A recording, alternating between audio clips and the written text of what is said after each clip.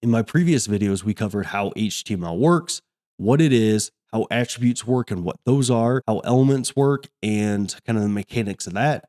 But now let's kind of piece it all together and talk about the anatomy of an HTML document and how it kind of all fits together. So, as this says, individual HTML elements aren't very useful on their own. So let's kind of look at how all this fits together. So in this example here, this is an example of an entire HTML document. So here we have, right at the top here, doc type HTML. The doc type, when HTML was young, like 91 to 92, yes, HTML stems back that far. Doc types were meant to act as links to a set of rules that the HTML page had to follow to be considered good HTML. Doc types used to look like this example right here. More recently, the doc type is a historical artifact that needs to be included for everything else to work right. Doc type HTML is the shortest string of characters that counts as a valid doc type. And they go on to say that that is all you need to know. So this needs to be included at the top of a page to kind of let the browser know that this is going to be an HTML document, but that's really all that needs to be there. You don't need really to put a bunch of stuff like this. Now, following the doc type here, we also have an HTML tag, and here it says the HTML element. This element wraps all the content on the page. It is sometimes known as the root element. So your very base element of your HTML document is going to be this HTML element that wraps everything else within your web page.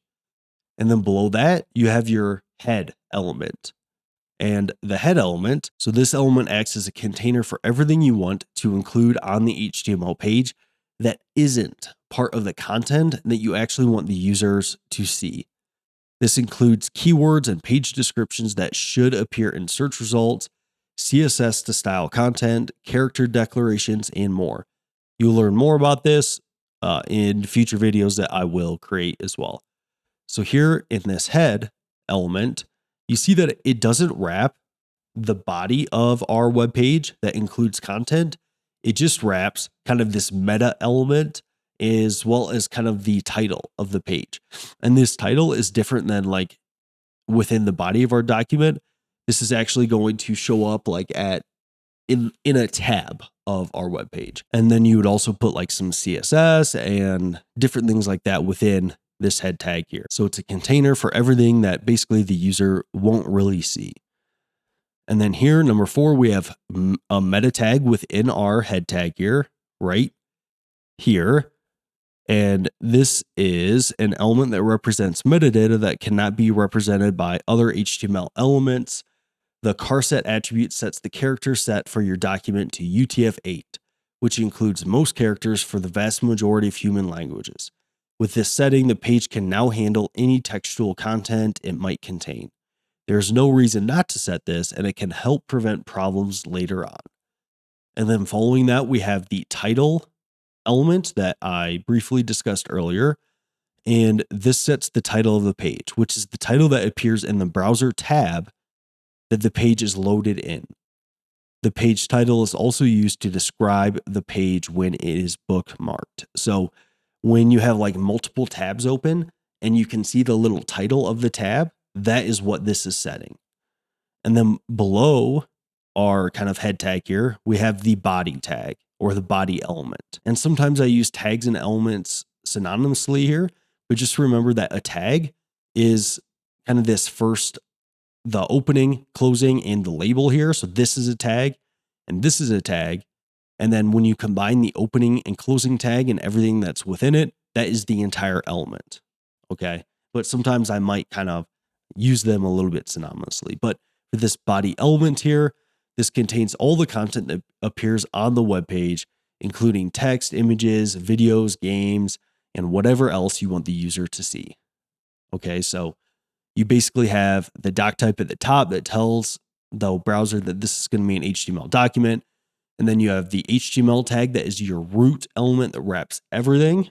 And then you have your header tag that is going to be a container for everything that the user doesn't really see, like setting meta tags, linking to CSS and stuff like that. And then below your head element, you have your body element that is going to include all the content that the user actually does see. But when thinking about the HTML document here, there's one other thing that's important to consider, and that is white space. And for white space, it is kind of optional, and you can see that these two examples here below are actually equivalent.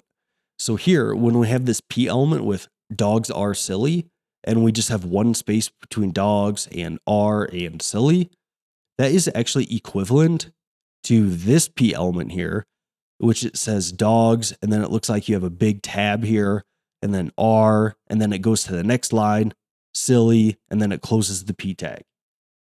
No matter how much white space you use inside HTML content, the HTML parser reduces each sequence of white space to a single space when rendering the code. So why use so much white space? The answer is readability.